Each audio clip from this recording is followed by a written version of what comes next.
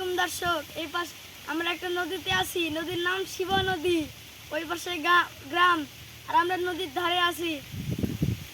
এখন আমরা আছি একটা বট গাছের নিচে। অনেক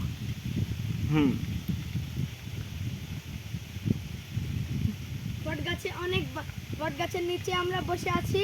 অনেক অনেক দূর থেকে জার্নি করে এসে আমরা বাতাসের তলে বসেছি। অনেক বাতাস বইছে। ওই পাশে দেখেন একটা লোক নৌকা নিয়ে পার হচ্ছে।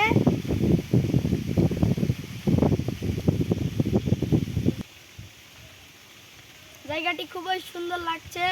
আপনারা সবাই এসে বাতাস খেয়ে যাবেন, সুন্দর লাগছে। আপনারা সবাই আসবেন। আসসালামু আলাইকুম।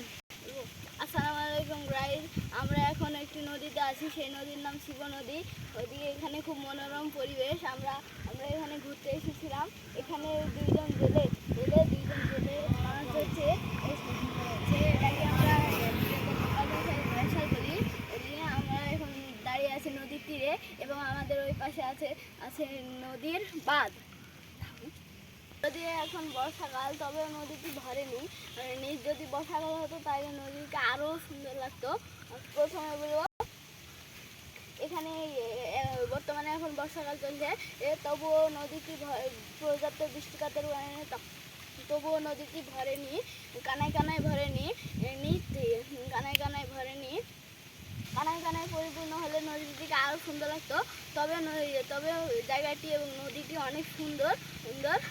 আপনারা চাইলে এখানে বেড়াতে আসতে পারেন।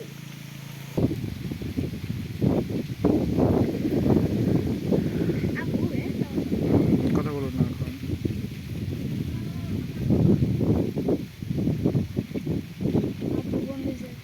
সর্বপ্রথম